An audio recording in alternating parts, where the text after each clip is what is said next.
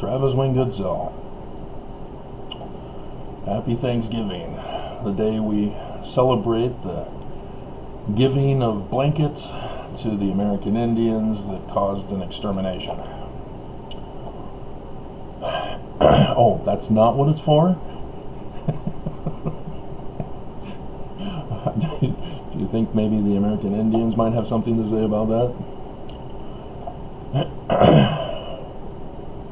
Last night, for my bedtime movie story, I watched Swing Vote with Kevin Costner.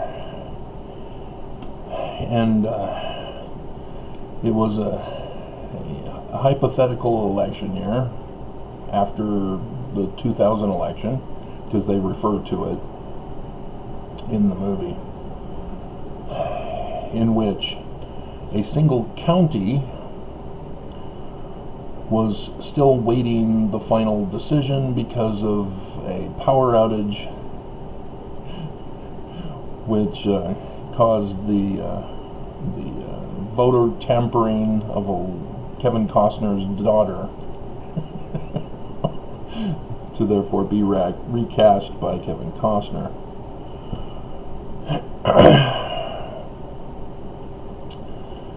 And he's a divorced dad, and he's broken. The divorce just crushed him. And his daughter stepped up to be the responsible one, and didn't seem to have much mercy for her dad, not much empathy for his situation. She's still too young to understand what a broken heart is. And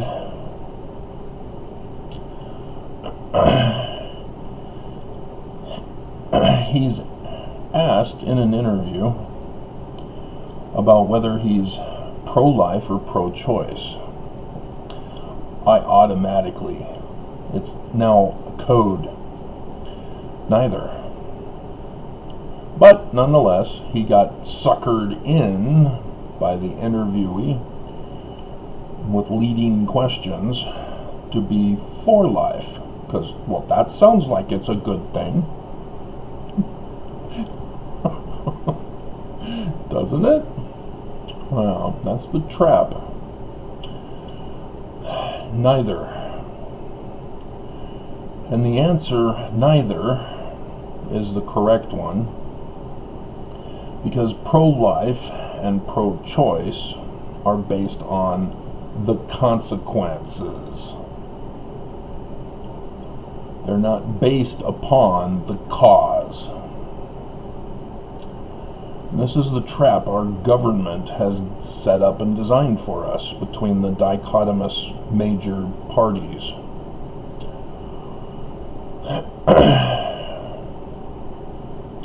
And I've gone over multiple videos about how I'm neither Republican nor Democrat, and people get confused, they don't understand. It's the same thing with Mormonism. Mormons know that I'm not for the church, and ex-Mormons are confused that I'm for Joseph Smith and the Book of Mormon. They don't understand. What are you doing, Travis? Whose side are you on? Neither of yours. That's the trap that our society has created in every aspect of our lives, to make things dichotomous, black or white. And then they try to sucker you into saying, oh, so it's gray. No! It's neither black or white. There's color.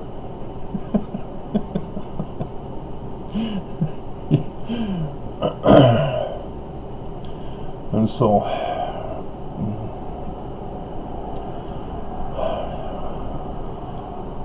with the causes, Mormons likewise do not care to know the cause.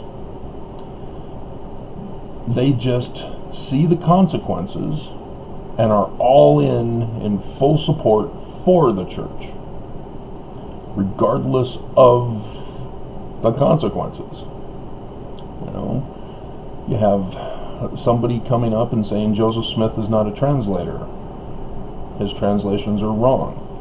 And Mormons, rather than fact-checking them, having learned the ancient languages themselves and having found that they need to be deciphered, that it's not a yes or no question or answer, they instead just go all in for Joseph Smith. And it's that faith trap that I talk about, where you only have faith. You never pursue finding out the answer, finding out the cause.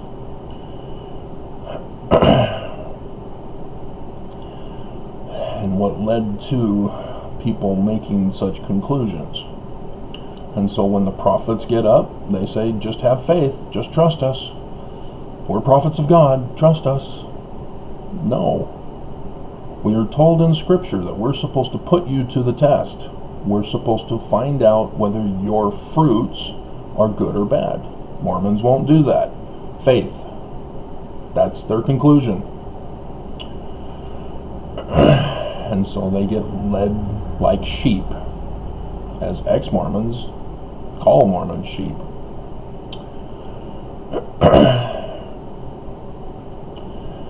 And Mormons don't like the consequences of what happens. They want to not be judged for the consequences. They don't want people to put a spotlight on, in a negative way, on Mormonism and Mormons and the church. And so when the whistleblower betrayed the Mormon church, case in point, they had to make him the villain rather than step back and go, he's saying the church is committing crimes? Oh my God, what have we done? Or Travis said, oh my God, he took the Lord's name in vain? It's a title.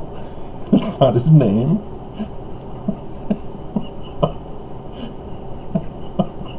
And it's not in vain when it's used in a sentence to express meaning. Vain implies that there is no meaning. And so when historians come out and say, wait a minute, we found this court document with Joseph Smith having been arrested on March 20th, 1826 for glass looking, and was charged a misdemeanor fee of $2.68. So what do Mormons do? Well, this is speculation. This is their opinion. It hasn't been verified. It's a court document. Yeah, they don't want to know the truth because of the consequences that it means for Joseph Smith to have been arrested in 1826 for glass looking. And so the church had to do some serious damage control. And so they decided to lie again by revealing partial truth. And so now they say, oh yeah, Joseph Smith, yeah, he had a rock. Here it is. We're finally showing you the rock. They had the rock the whole time. Now they're showing us. There's 2 other rocks. Why aren't they showing those? South Park did.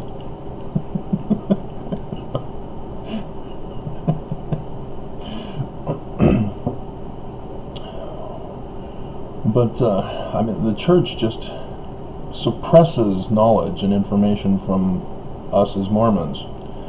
They don't want us to know the truth.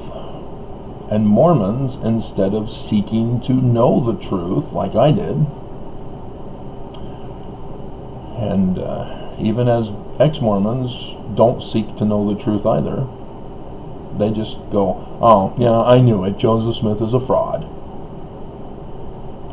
And so it validates their having left the church. Well, that's not the validation that you have. The validation is that the church lied to us, and we have to leave because they're not true. We have judged them according to their fruits of lying to us, and therefore they're not true prophets of God. It's simple. We don't need to get validation for what is already obvious. But Mormons have to get validation for the church being true, despite the obvious, despite the consequences. Because with this knowledge comes a whole messersplits of more problems. And so I'm the one who broke the major problem. Well, if Joseph Smith used a rock and a hat to render the Book of Mormon text, why then did he need the plates at all? As before, it was an argument over whether the plates were gold or golden. And because the plates don't exist, nobody's ever going to come to a knowledge of the truth. It's based on opinion. But now that the church has come out and confessed, oh yeah, he had a rock, the gift and power of God. We've told you this the whole time. You didn't tell us about the rock.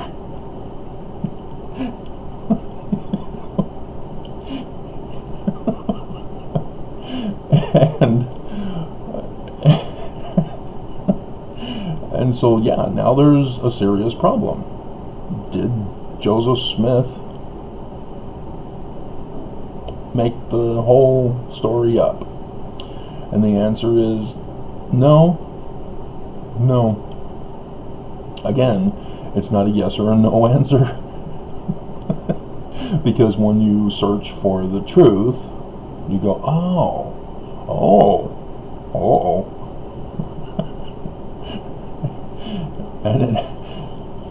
And again, you then understand the Book of Mormon. Because the Book of Mormon is another example of how neither side, ex-Mormon or Mormon, are catching on. The Book of Mormon is true, but not the way Mormons want it to be true, because it testifies by going over in explicit detail, graphic detail, about what the abominable church is and what they do, down to even screwing up Scripture. And so what has the Church of Jesus Christ of Latter-day Saints done to Joseph and his organization? Exactly as the Book of Mormon describes for the great and abominable church, even down to Scripture tampering. They took out the Apocrypha under Kimball. They took out the lectures on faith from the Doctrine and Covenants. They took out the Plain and Precious chapter on monogamy and put in Brigham Young's polygamy. Section 132, the year before he died. And they refused to translate the Bible correctly because prophets don't claim translator. They claim prophet, seer, revelator, and they suck at those.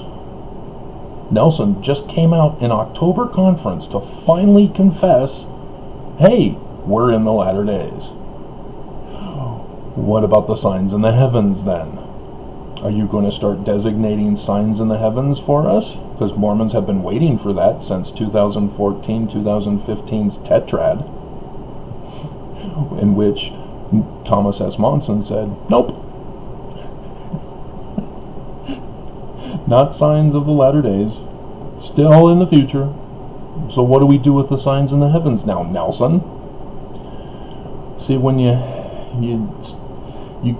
keep lying and you try to implement a little bit of truth to keep people strung along, you create more problems.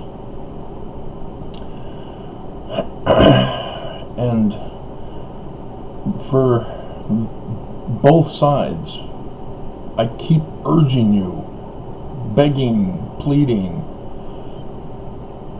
don't hate the player, hate the game.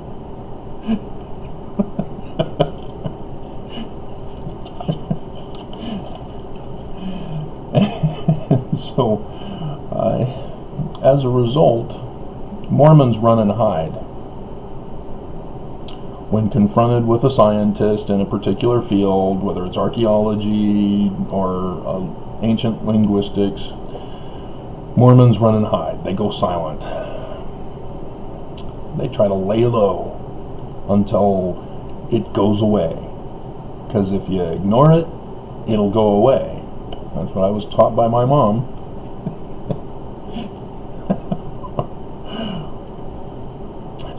And that actually does more damage because it doesn't go away. It's all over the internet.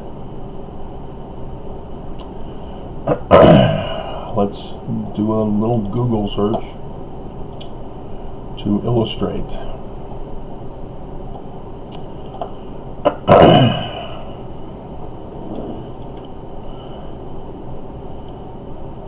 Joseph Smith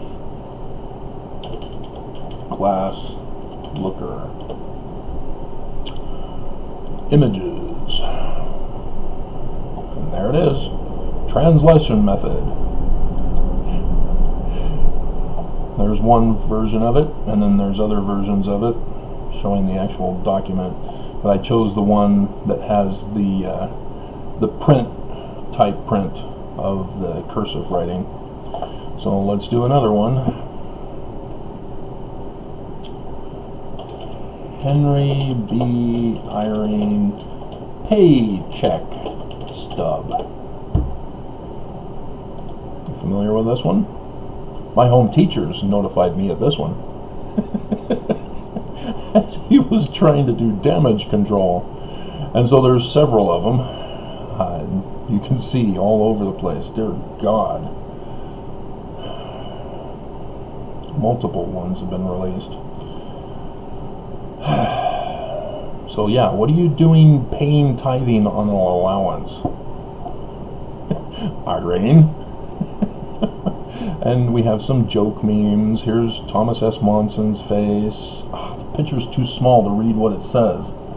I explained. I can't read it. It's too small. What is it with people putting very small pictures on the internet? It makes no sense. Do you not want people to watch these and read them and see what they are? My heavens. So, yeah, it's all over the world. Everybody now knows. It's not going to go away unless the church shuts down the internet. Just like they did the other Friday for me from midnight to noon. But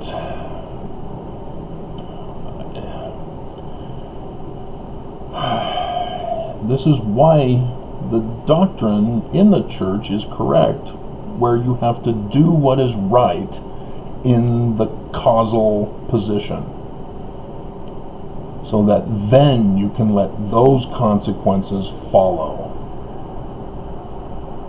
Because if you do what is wrong, if you get stuck in this fallacy thinking of spiritual witness, you will continue to struggle with the consequences. You will go through a faith crisis, ex-Mormons.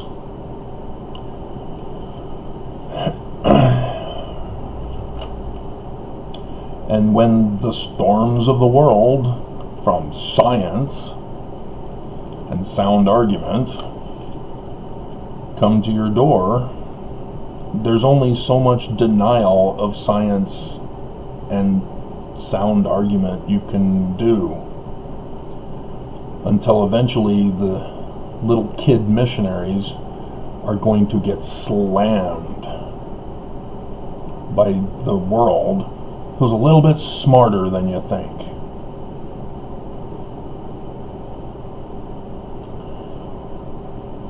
Too many missionaries come home now just broken, like Kevin Costner, because they don't know how to answer the obvious questions from the world. What do you mean it defies science? That's a fallacious argument. And the little kids are like, I have a testimony that is true. That has no power over us who have knowledge. We just look at you and go, dear God, are you that blinded? Have you been drinking that much Kool-Aid in the Mormon church? Do you even know what Kool-Aid is? And where it comes from? Oh yeah, we used to have it for the social events in Mormonism. Yeah, we don't have those anymore, do we? Right about the time when Mr. Kool-Aid did his dirty deeds, done dirt cheap. Oh, we don't listen to that kind of music, Travis. We don't understand what you're talking about.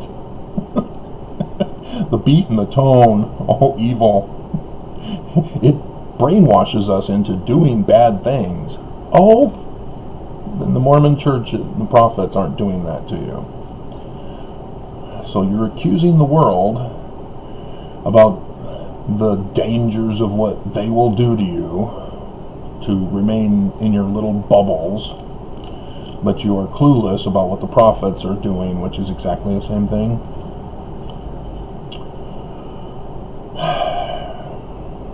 Again, neither position is the answer.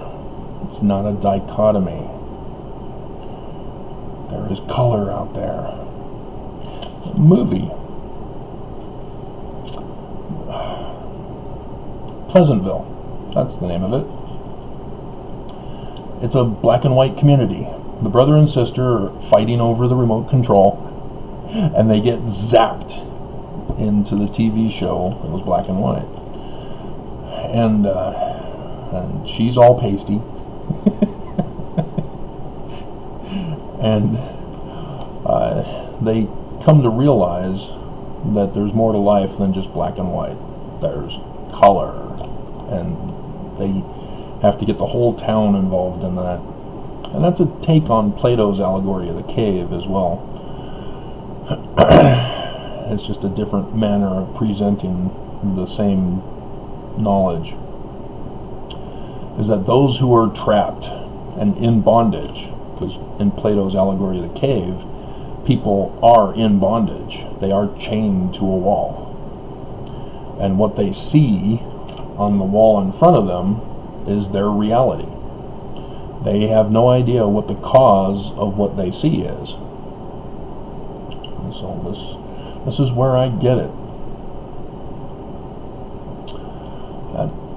I first learned about Plato's allegory of the cave in high school, and that just... Hold on.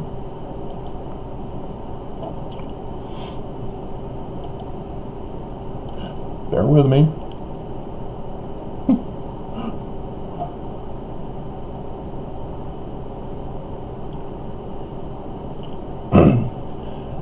Never did any passage of classical text, yeah, he's classical still, come with more power to the heart of man than this did at this time to mine. It seemed to enter with great force into every feeling of my heart. I reflected on it again and again, knowing that if any person needed wisdom, I did. For how to act, I did not know. And unless I could get more wisdom than I then had, I would never know. For the teachers of the Mormon Church and the prophets of the Mormon Church, of the different wards and conferences, understood the same passages of Scripture so differently as to destroy all confidence in settling the question by an appeal to the Mormon Scriptures, including the Mormon. Isn't that fun? I liken the Scriptures unto myself. Oh, you're twisting it!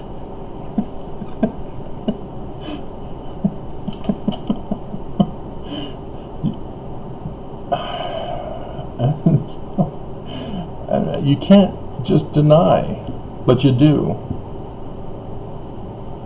Because you think your faith is knowledge, and you will not hear truth. Because you will not plant it. You have cast out the truth by your unbelief. You have thought that your faith is the only faith that exists, and you are not going to lose your testimony as you think you have one.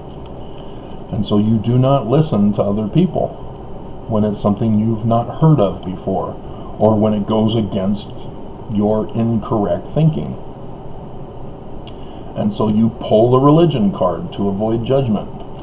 No, you're picking on me because I'm Mormon, and you're an anti-Mormon, and you make judgment accusations against others so that they won't judge you. Really? And you are unfamiliar with the beam in the moat? And so, from my perspective now, having walked out of the cave, out into the daylight,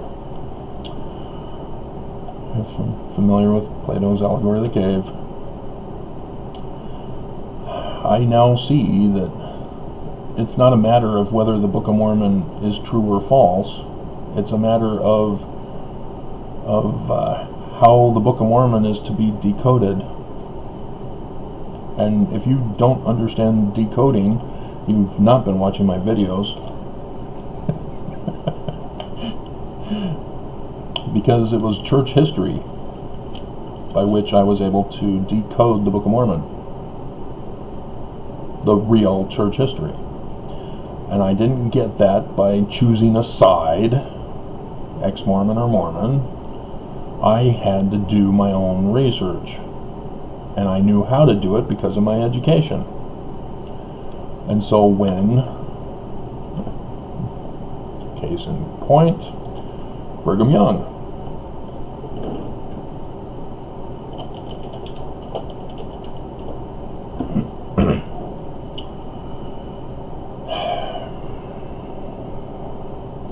Says he's an American religious leader. And right below his picture, right below the name, and circa 1870, it says, second president of the Church of Jesus Christ of Latter-day Saints. You see, ex-Mormons, do you understand how wrong that is? Mormons don't. They refuse to hear any other explanation. For me, it's not a matter of choosing. Choosing isn't going to solve the problem. Doing actual research is the answer. And so in section 107, verse 22, of the Melchizedek priesthood, 3 presiding high priests. Not one with counselors, 3 presiding high priests. Chosen by the body of the Melchizedek priesthood. The whole Melchizedek priesthood were supposed to have a vote, and the top 3 votes get to be the presidents of the church. So yes, Irene and Oakes are called presidents, but they're counselors. This is how they screwed it up. And Brigham Young wasn't voted in. He did it correctly after he booted out Thomas B. Marsh to have a vote within that quorum. But this is different. This is for the leadership of the whole church. And Joseph Smith set it up before he died, before 1835, because this made it in that Doctrine and Covenants. So this was March 28th, 1835. So it was in there. It was in the published record for Mormons to know. It wasn't like the 19 July 1840 that didn't get fully known to all Mormons. And so Brigham Young just conveniently forgot about it. And now we have the Joseph Smith papers to help us with it. But can you imagine that? Can you imagine a swing vote between two guys as to whether or not the fourth is going to be excluded from being a president of the church? Comes down to one Mormon of the Melchizedek priesthood who slept in that morning and didn't get to cast a vote.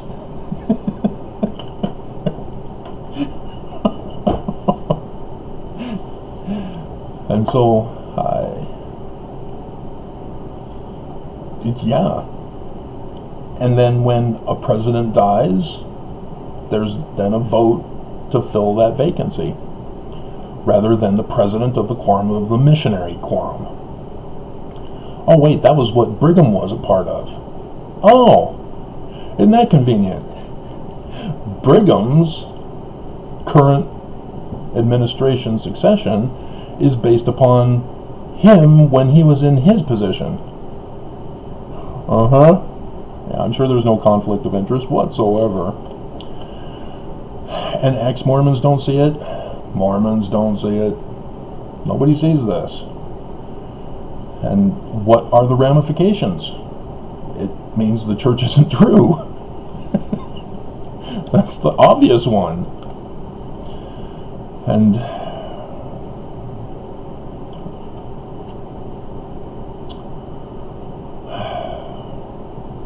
man, you guys got bored with Jasmine. Either that or the in-laws came over and you got distracted from video watching. But I'm willing to bet you watched the other ex-Mormon videos and Mormon videos.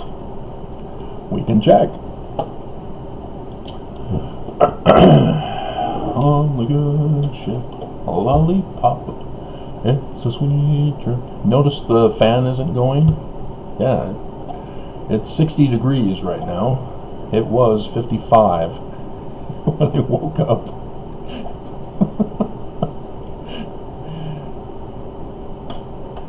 Meanwhile, alright, so let's see if Exmo Lex did one yesterday. Lollipop.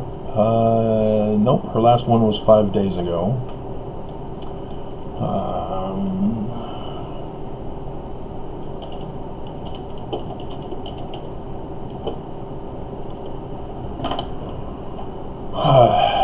There we go.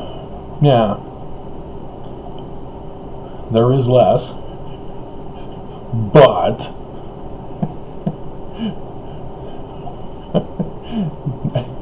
Nexium is not Mormon, guys. Why are you even bothering to do this?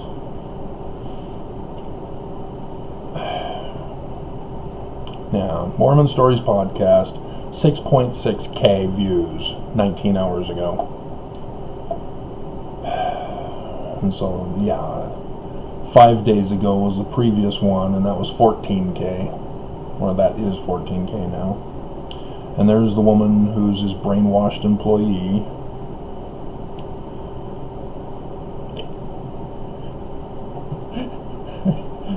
6 days ago.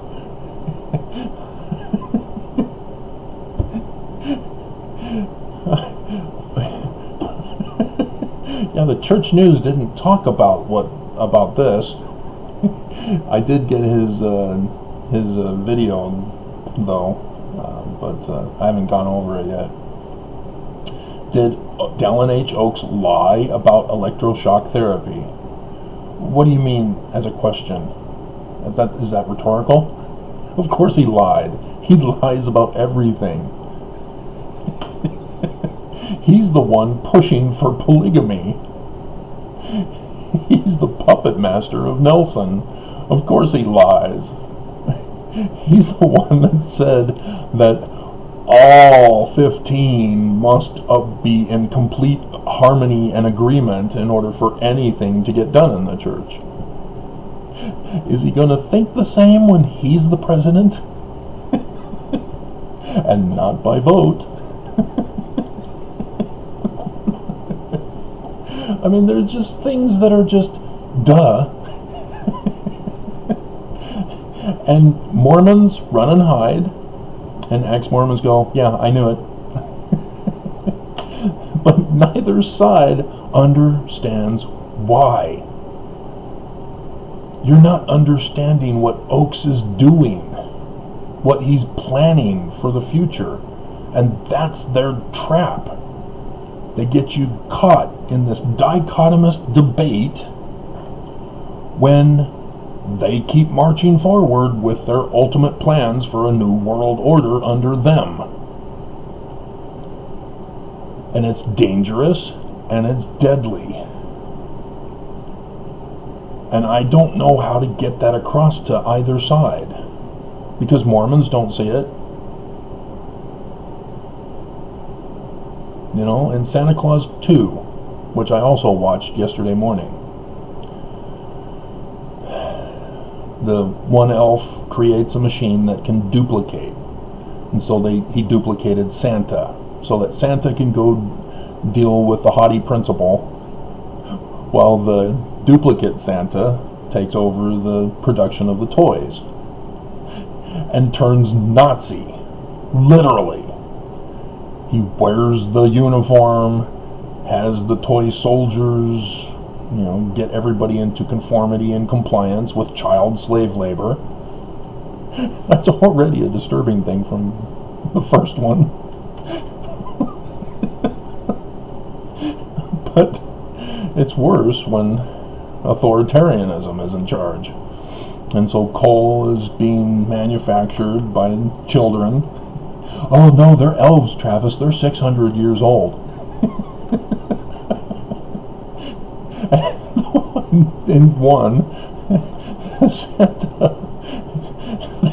Oh my God. Oh, I'm dating somebody and rapping. Sorry, Santa. You'll have to find someone else. Oh my God. Oh.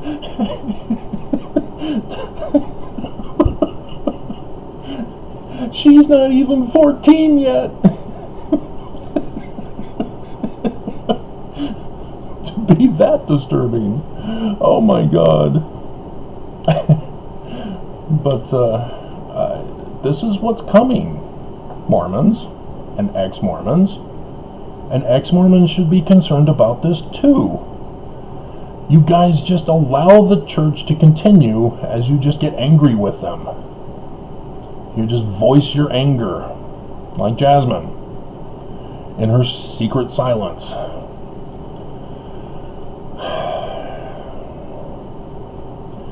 You guys are still in bondage. And you need to break out. You need to listen to me. I understand. You don't want to either.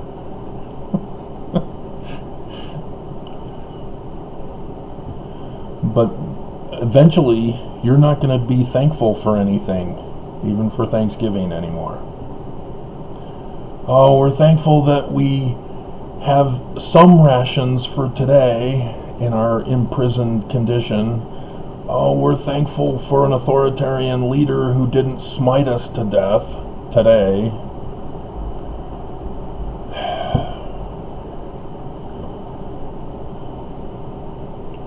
So you guys do not see the dangers that are coming, even for this nation.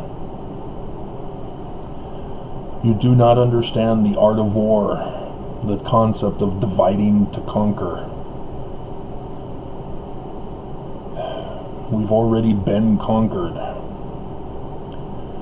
And it's just, they're playing games with us now. Democrats knew what needed to be done. And when they got Georgia, they then, nope, we're not going to do anything. And so MAGA rose up and immediately attacked,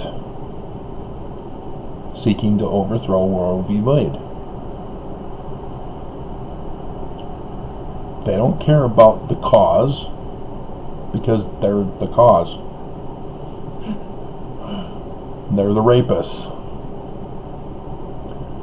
And they want to punish women who do not just lay back and take it. They punish women for being victims of crime. That's why it has been precedent this whole time. Nobody's bothered to touch it, because everybody knew the cause, but they didn't want to say the cause. It was just an understanding in our culture. And now the religious right has risen. And they're the ones who've got the problem. Watching their wives do the pull boy.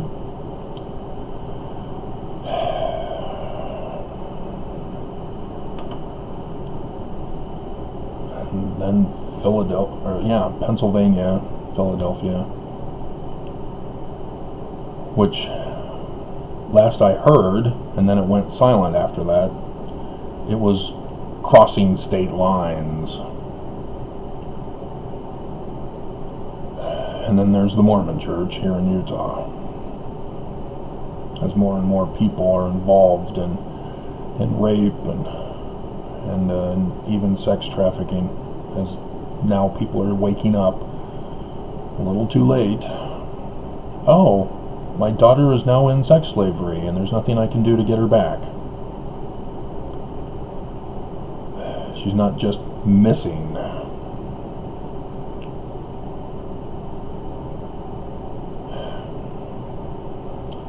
Mormons don't even think about Elizabeth Smart. Have anybody asked her if she's pro-life? Do you even dare ask her if she's pro-life? Do you know she got an abortion? They kept it a sacred secret. She had to go to Wyoming. And all she does is go around the nation speaking out against Brian David Mitchell's. She won't talk about victims' rights and the need for an abortion. They've got her controlled, despite her having been victimized. And that's the sad thing. That's a sad reality with this dichotomy that we are trapped in. This psycho trap. You guys just don't listen to me.